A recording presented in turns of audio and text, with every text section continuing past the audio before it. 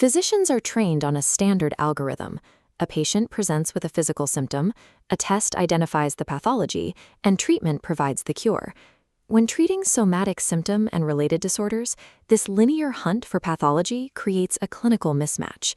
Because the source of the distress is the psychiatric reaction rather than a detectable medical defect, the traditional search for a cure fails. Dismissing symptoms as imagined because tests are clear, or ordering endless diagnostic suites to find a hidden disease, often leaves the patient feeling unheard and inadvertently increases their health-related anxiety. The DSM-5-TR updated the criteria for somatic symptom disorder to focus on the combination of a physical symptom and a maladaptive psychological response. The diagnosis is confirmed by the patient's reaction, specifically persistent anxiety and excessive time devoted to health concerns. This allows for an SSD diagnosis, even with a verified medical condition, provided the psychological response is severely disproportionate.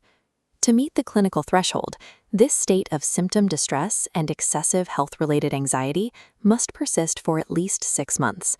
Because the clinical focus is the patient's response rather than the physical sensation, the objective of care shifts to restoring daily functioning.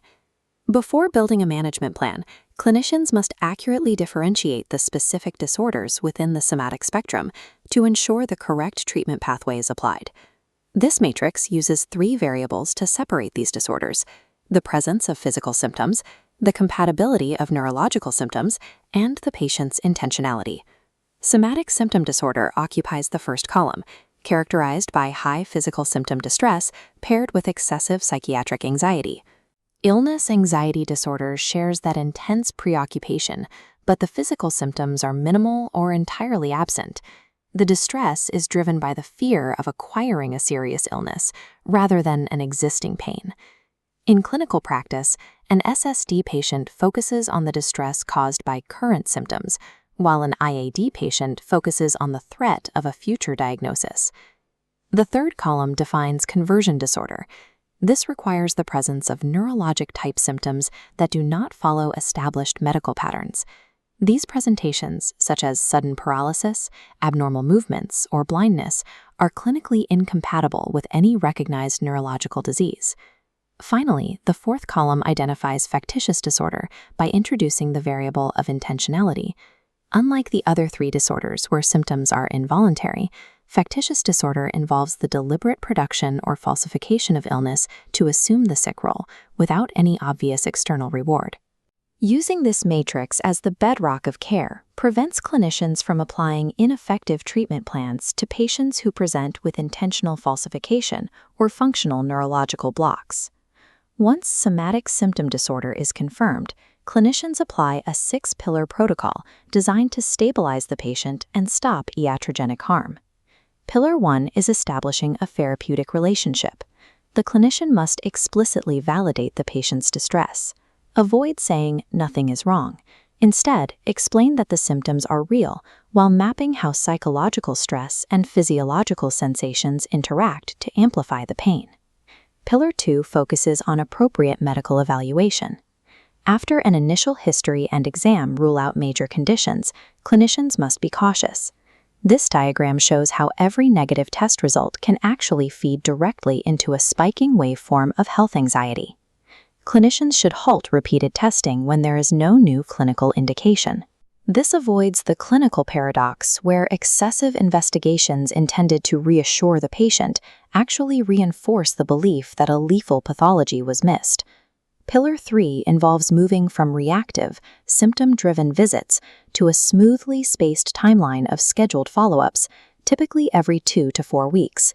This predictable scheduling prevents the medical visit from becoming a behavioral reinforcement for health anxiety. This first phase of management is focused on containment, ensuring the medical system does not inadvertently fuel the patient's disorder. With the patient stabilized, the protocol transitions into active, targeted interventions. Pillar 4 is psychotherapy. Cognitive behavioral therapy, or CBT, is the first-line treatment for reducing somatic distress and health anxiety. CBT helps the patient identify catastrophic thoughts about their symptoms and systematically reduces the habit of seeking constant medical reassurance. Pillar 5 is pharmacotherapy. Medication is not used to treat the somatic symptoms themselves, but is indicated for comorbid psychiatric disorders like anxiety or depression. In these cases, SSRIs like sertraline or SNRIs like duloxetine can be useful for managing the patient's baseline psychiatric distress. However, clinicians must avoid the routine use of benzodiazepines. These medications introduce risks of dependence and sedation, and their fast-acting nature can reinforce the exact anxiety-driven healthcare seeking this plan reduces. Pillar 6 addresses psychosocial factors. The clinician assesses for trauma, stressors, and poor sleep hygiene, then teaches specific relaxation and stress management techniques. By combining psychotherapy with targeted pharmacotherapy, the clinician lowers the patient's baseline autonomic arousal, creating the space needed to develop healthier coping mechanisms. To track the patient's progress, the clinician should move away from subjective symptom reports and utilize objective screening tools. A comprehensive baseline is established using the assessment instruments in the left pane of this interface. The PHQ-15 measures the severity of somatic symptoms. The GAD-7 and PHQ-9 quantify comorbid anxiety and depression, and the CSSRS screens for underlying suicide risk. Short-term success is measured by the patient's ability to identify symptom triggers, use new coping strategies, and reduce the frequency of urgent care visits. Long-term goals focus on total adherence to the treatment plan, a measurable decrease in health-related anxiety, and a return to occupational and social functioning. Maintaining a stable, consistent therapeutic relationship with one primary clinical manager provides the necessary continuity of care to support these goals.